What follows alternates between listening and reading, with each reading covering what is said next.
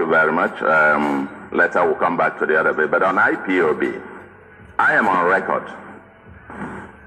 2016, 2017, I am on record speaking. I visited nnamdi KANU. I didn't know him. I never heard of him. Never heard of IPOB.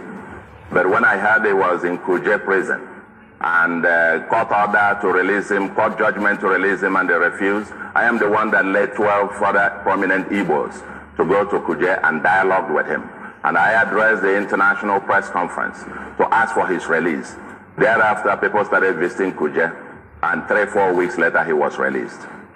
I believe that an idea, I may not agree with him, with his views on terms of the destination or even the means, but I believe that in a democracy, you put everything on the table.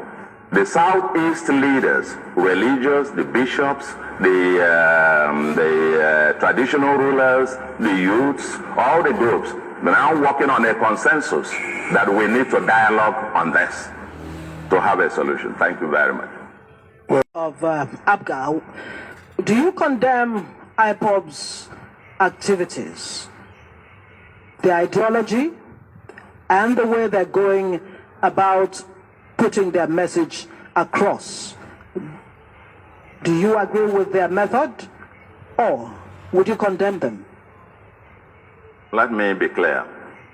I am the only one on this podium who is very clear on IPOB agitation, the neo-Biafranism and neo-Zikism. I happen to be the immediate past chairman of the Ohaneze Ndi Igbo Planning and Strategy Committee, and at Ekwueme Square, we reeled out the position of the Igbos on restructuring Nigeria. That obviously says, in terms of the mainstream about independent Biafra, I am a Pan-Africanist, a Pan-Nigerian, and that I have said and written copiously about for decades. However, I'm on record to have also said that the IPOB deserves to be heard. That this thing where the idea that the agitation cannot be shut down by a gun. When my brother says you have to find out, he's living in the moon. All these years, you don't know what IPOB is agitating for. You know what they're agitating for. You're either for or not against. That's not world leadership. So for me, we need to have a dialogue, bring everybody to the table, and discuss those specific issues that are the agitations. And then get up. But I have an alternative view, and my alternative view is prosperity in Anambra and prosperity for the Southeast. Okay, what will you do with IPOP, BSN, and other non-state actors? I believe in engagement, like I said before, like I did in myself. I believe if you don't engage them, how would you know what their problem is? So I believe in that engagement where we sit down and dialogue, because all their problem is work, employment. They don't have employment. So I believe in that engagement. So that's what we do, to sit down with them and engage them and find out what the problem is.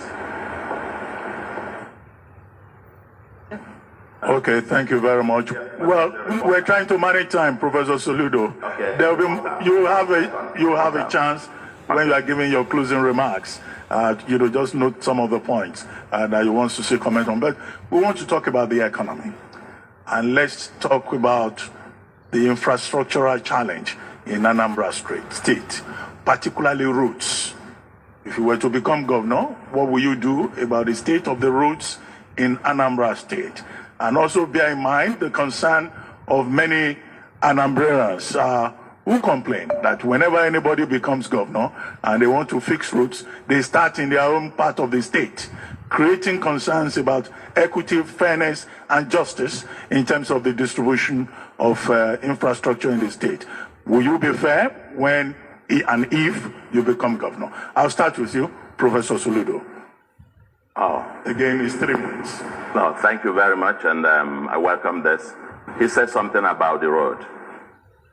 Clearly, the Obiano's government, Peter Obi, by the way, implemented the APGA manifesto and did well, because he referenced Peter Obi.